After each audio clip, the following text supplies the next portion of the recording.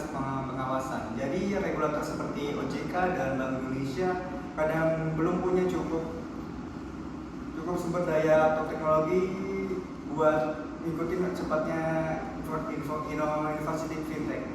Padahal teknologi berkembang terus, jadi mereka harus terus update kemampuan dan pengawasannya biar bisa tetap relevan.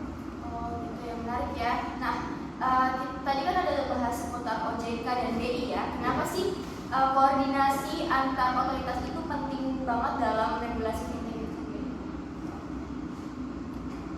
Karena fintech seringkali disekali lintas sektor. Misalnya, satu layanan bisa menyentuh sistem pembayaran dan juga pembiayaan. Kalau Bank Indonesia dan OJK nggak koordinasi, bisa jadi terjadi tumpang tindih aturan atau masalah, ada celah pengawasan yang dimanfaatkan pihak-pihak nggak bertanggung jawab.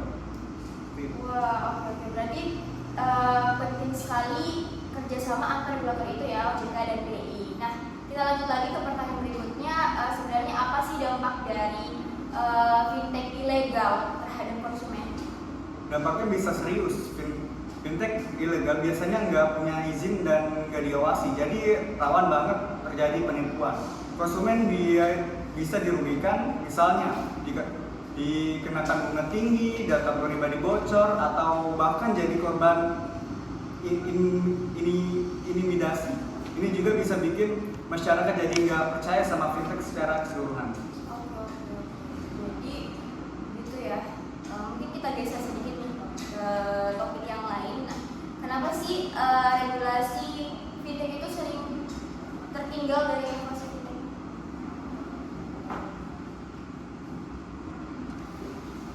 Karena inovasi teknologi itu cepat banget, sementara bikin regulasi itu butuh proses panjang. Harus ada kajian, uji publik dan sebagainya. Jadi pas teknologi baru muncul, regulasi belum tentu siap. Makanya sekarang banyak negara termasuk Indonesia pakai pendekatan kayak sandbox biar bisa uji coba dulu sambil belajar. Jadi coba sambil belajar ya, supaya inovasi dan regulasinya itu sama-sama ya. Nah, tadi kita sempat singgung soal teknologi. Nah, saya pernah dengar istilah subtech dan juga regtech. Itu apa sih, Kak? Indra? Subtech itu singkatan dari subpressure teknologi. Jadi teknologi yang dipakai regulator buat ngawasi fintech. Misalnya, pakai AI buat deteksi transaksi mencurigakan. Kalau regtech itu regulator teknologi dipakai sama pelaku fintech buat bantu mereka patuh sama aturan, kayak otomatisasi pelaporan atau verifikasi identitas. Jadi dua-duanya paling banget buat efisiensi dan transparansi. Oke, jadi dua-duanya penting banget, yaitu subtech dan juga regtech. Nah, sekarang kita bahas yang lagi hangat-hangatnya di Indonesia, yaitu kripto dan DeFi. Nah, DeFi, saya baru dengar nih. Nah, gimana sih regulator merespon inovasi kayak gitu? Nah, ini nggak rumit sih. Kripto atau DeFi itu global, anonim dan nggak ada perantara. Jadi susah banget diawasi pakai aturan tradisional. Regulator masih bingung juga ini masuk kategori apa dan mata uang aset atau sekuritas. Makanya sekarang banyak negara mulai kerjasama buat bikin standar internasional. Jadi sebenarnya belum ada standar internasionalnya, jadi masih bingung itu tuh mata uang, aset atau sekuritas gitu kan. Nah, sekarang kita ke topik yang lagi naik daun juga gitu kan, itu tentang alternatif credit scoring. Itu apa sih? Kenapa itu jadi tren? Alternatif credit scoring itu metode penilaian kredit pakai data non tradisional kayak transaksi e-wallet, belanja online, bahkan aktivitas media sosial. Ini cocok buat orang yang belum punya riwayat kredit di bank, tapi tetap harus hal-hal karena ada risiko bisa algoritma dan masalah privasi data. Oke, masalah privasi data ya. Oke, wah. Ternyata banyak banget ya inovasi baru fintech yang ada di Indonesia ataupun di dunia luar gitu.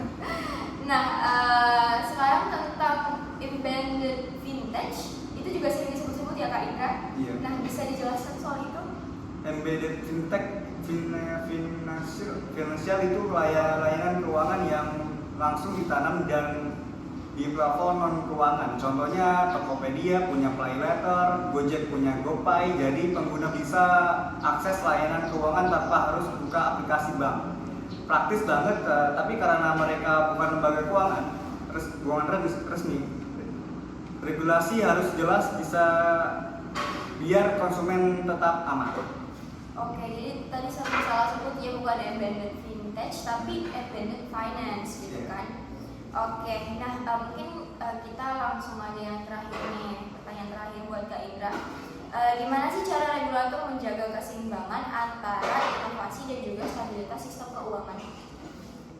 Caranya itu dengan pendekatan yang fleksibel tapi tetap hal-hal misalnya lewat sandbox, proportional regulator dan innovation hub. Jadi startup bisa tetap berinovasi tapi tetap ada pengawasan buat jaga stabilitas dan melindungi konsumen. Intinya regulasi harus adaptif dan kolaboratif. Oke, jadi kuncinya sebenarnya adaptif dan juga kolaboratif gitu kan. Nah, jadi juga sempat bahas sandbox yang sempat kita bahas di part 1-nya, nanti teman-teman coba nonton part 1-nya ya. Nah, keren banget penjelasan dari Kak Indra tadi, udah banyak kita bahas, panjang juga gitu kan, dan semoga bermanfaat untuk teman-teman semuanya. Mungkin sampai di situ aja ya sobat.